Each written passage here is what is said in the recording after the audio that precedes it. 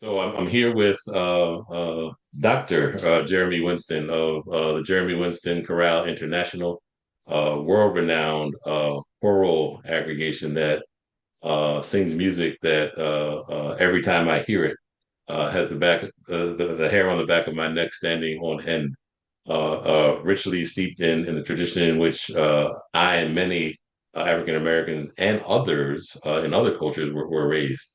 Here with me, I'm Tim Warner, Director for Community Engagement at Habitat for Humanity Metro Maryland, and we are about to come together for a concert on May the 3rd at 4 o'clock at Chevy Chase Presbyterian Church, entitled Built to Belong. And we are exploring the contributions of the African American culture on America at 250, particularly from a musical standpoint. And the Jeremy Winston Chorale International has been good enough to come and perform. So welcome, Jeremy. I thought we just have a conversation about some of that music.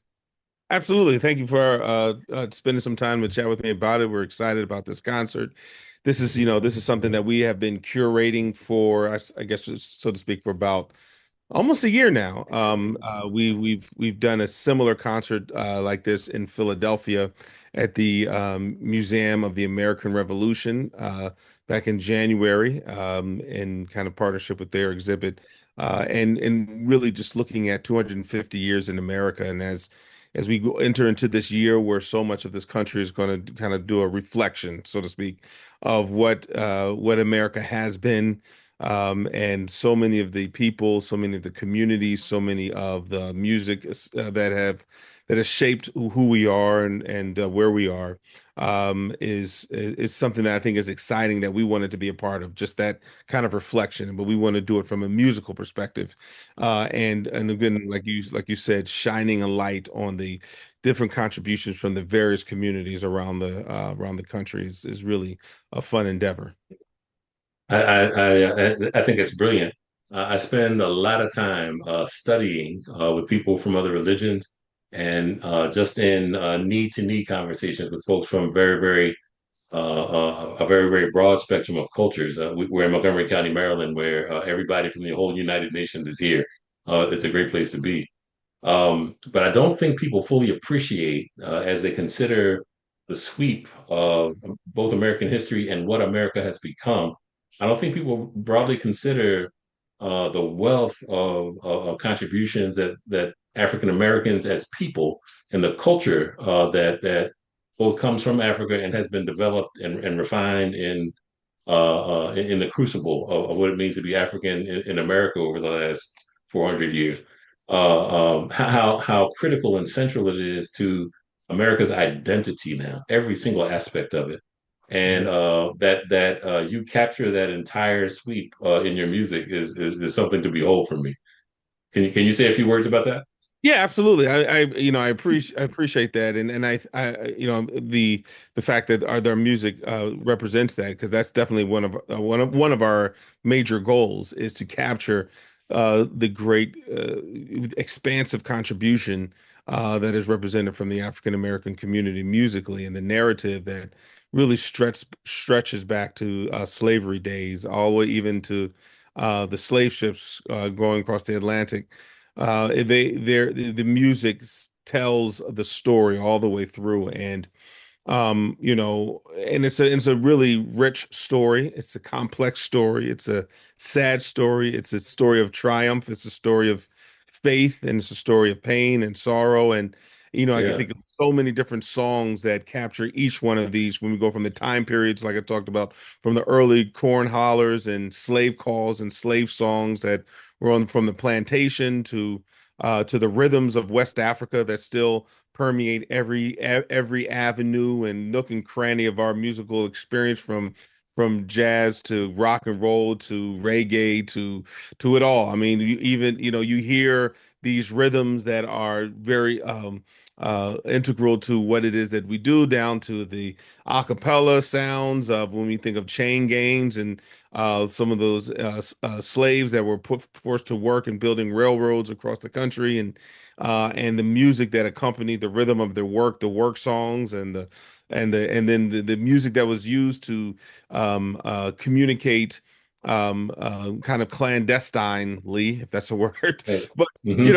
slaves couldn't just say, "Hey, we're going to escape to the north," right? They couldn't Right. say it. They had to code it in song, like "Swing Low, Sweet Chariot, come home," come or "Wade in the Water," or "Follow the Drinking Gourd." All of these things were just names for code to say we're going to try to make a escape for it, and so I mean, it just shows you the complexity and the an actual sorrowful reality of the creativity that was needed to be able to communicate in a way just for survival, on through the civil rights movement. I know it jumped to quite a bit of years, but on through the civil rights movement and the kind of community sing to the swing era, to blues, to jazz and hip hop, all of it. I mean, everything has a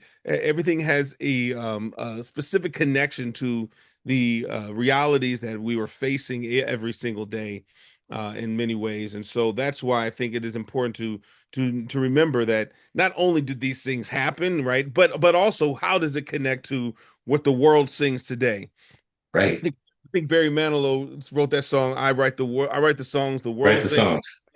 Right. I kind of I feel like there's a bit of hubris in that. Because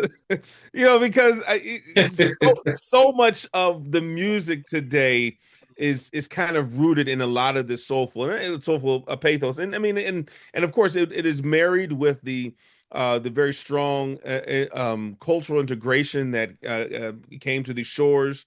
So it goes from the classical that came from the Western European tradition, and the operas that came from the Western European tradition, to the all of these things that kind of combine together in this vat of creativity and life and pain and struggle that has brought us to this 250 years. And Yeah. it's got to be celebrated, and so it's just really fun to do it. You're using language that both indicates that you are a true artist and has pricked my imagination. This idea of soulful pathos, right, Right, is ringing in my ear because what I love about some of the more traditional African American spiritual music is that it embodies that pathos, right? That songs like "Even Me" and "Joshua at the Battle of Jericho" at right, some point in time, and maybe this is just the genius of your composing and arranging, uh, you hear the chaos, right? That was right, to be in that situation. It is screaming, it's rage, it yeah, is God help me because I don't know how I'm going to make it tomorrow. In the notes, you can't hear it and not be there. right. And so I appreciate that about the music, and it's in so much of that music, but it came from somewhere. But to your point, I think the entire world now is, Barry Manilow aside, is understanding that everybody in the world is going to have that kind of resilience, that kind of patience, that kind of hope. They're going to have to learn how to hope in sorrow. They're going to have to be introduced to the reality of James Weldon Johnson when Hope Unborn had died, right? Right. That's two-thirds of the world now. And so that is going to be the music that the whole world needs to sing in order to be a better place. I'm sorry. I just like, that lift every voice and sing, like where you quoted Hope Unborn had died.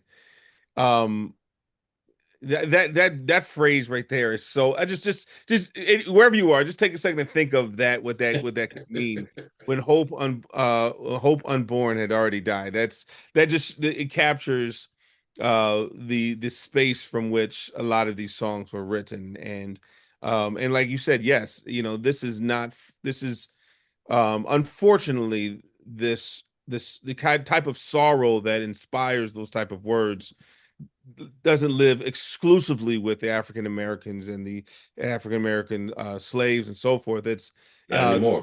so many around the world now are still and very much waking up to some of these realities. And when we look at war and the devastation that it causes, It is a song that still needs to be sung, and there are words that still hold meaning. And I think, while for many Americans, not all Americans, are probably feel like this is 250 years is call for celebration because there's a lot of suffering even in our country. A lot of Americans are still we still enjoy a level of comfort that I think is pretty is pretty much an outlier in all of when you compare it to the rest of the world. And I think it's important for us to remember the meaning and the experiences behind these words, that not only is it history, but it's also present for many.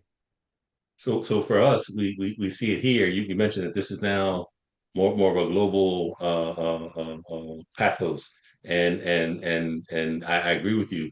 But what we see in Montgomery and Prince George's County from the habitat perspective is that we find people here who have come largely from other countries or in disinvested African American communities who cannot find a place to live. It's just too expensive. And so they spend decades trying to scrape every penny they got together, hoping against hope that one day they may just have a shot at it, right? Right. And so you see families cramming into the same apartment, people with children doing homework under the sheets because the light would interfere with somebody else's sleep, and they've got to go to work because Mm, there are so many people crammed into the room, and wow. and just owning a home in that they own in a safe place in a neighborhood that's connected changes every other measure of family success. How do you think this music can morph, or the music as it is, and maybe it's already doing it, I don't quite see it yet. How is that going to work to inspire the rest of the world in the same way that it is inspired and held the African American community together for 250 years? Yeah, that's both a easy and difficult question to answer, right? It's easy to say, music inspires, right? We hear it all the time. Music inspires. It inspires, it gets you motivated to maybe do something and to keep on going. I recently asked this question to my friend, how does a cliche become a cliche, right? And the idea is that cliches, they hold a meaning. They hold a meaning that was so valuable it was worth repeating. But at the same time, cliches over time can feel as if they lose their value because it's repeated so much. But I do believe that music can truly be a galvanizing force that can encourage people to push another day and to find a reason to move on. There's only, we have to, these problems are ours to solve as a world. And the challenges that our sisters and brothers face from so many different communities um uh are are ours collectively to try to work together and figure out. And sometimes we need that push. We need that thing, that inspiration that says this can be done. We can do this. And when we remember that so many others who've been through what so many are going through today, and maybe some have gone through far worse, took the time to write these words, to write these songs, to put pen to paper, to put words to song, to bring community together to sing because they understood the galvanizing force of music. I think it reminds us that this is something that must continue. And I don't know, I can't, I'm not going to profess to know all of the physical qualities of what music does to the brain and how why it inspires and all these types of things, but we know it does. And we know that music can soothe, can heal, can comfort, can inspire, can express love, can make one smile, one laugh. We all know that these things are real. And so it is my goal that we continue to continue this. I think the baton has been handed off to our generation, so to speak, to continue and to find the areas that need this inspiration, the areas that need to point, the principles that need to be remembered, and to make sure we usher it along and also pass the baton off to the next generation so it can continue. Yeah, so we could talk about this all day. I could anyway. I'm sure that you could. I sense your passion for the work and for the music. Um, every time I've heard you sing, or most times anyway, your chorale sing. You are a great singer, by the way. you sing a song called "I Can Make a Difference." Mm, It is just a little simple melody, but it is in the simplicity of the message that I feel like my heart has either been massaged or stomped on. And it's not one of these in the African American tradition, sort of loud, energetic, make you shout kind of a song. But boy, I wind up in tears every time I hear it, mm. because my heart is so much after a different world, right? A better place. And I'm wondering, just in closing, if you could just offer a few thoughts on how this music is going to help build a better place in the next 250 years. I think it brings people together. I think, and for me, that is one of the most enduring principles and needed um, attributes of a strong community. And when we think of community, we can talk about it from a local perspective in Montgomery County in Maryland to a large perspective to the state of Maryland to the country, right? I mean, to the East Coast. I mean, right. So community can and live in so many different ways and but the community must make efforts to stay together. The community must make efforts to agree that this is progress, uh, and and and it takes people who are going to be committed to say, I'm going to be a part of making the difference within this community. And it's difficult because we're kind of fighting against this the natural urge to just look out for oneself only, right? And which some many times is antithetical to the strength of a community. And so sometimes we need to inspire people to say, you can make a difference, right? You can be the one that's going to make the change in the community by doing anything simple from cleaning up a vacant lot, to helping someone build a home, right? To relieve some of the stress for that kid who has to do the work under the blanket, like you described, and be in a place where they can do the homework without that stress, and for a family that needs some of that relief. And that one small thing that so many people may dismiss as a small, insignificant act can turn out to be a very dramatic act and to help supporting and sustaining a community. And so all of it, no matter how we describe it, when we think about a choir, when we think about a concert, when we talk about bringing people from different walks and different areas of life together, it's all about being committed as a community to try to address specific areas of need. And so I think that's what this music does, and that's what this message does, and this reminder to us all that this 250 years was fraught with a lot of things that have hurt a lot of people, and that still needs to be addressed and redressed in some sense, but we still have to move forward and find a way forward together. Yeah, so brilliantly stated. I think that's an appropriate place to close this short conversation. We'll have many more, I promise. Habitat has been at this business from the beginning, from Cornelia Farm, and every year since then, every day since then, Habitat has been trying to make a difference, a tangible difference, for people who just want an affordable place to live, a decent place to live. And I am looking forward to how your music continues to inspire people, not just to support Habitat, but just to make a difference in communities wherever they go. So thank you so much for the blessing of having had this conversation with you. Thank you so much, everyone. I really appreciate it. So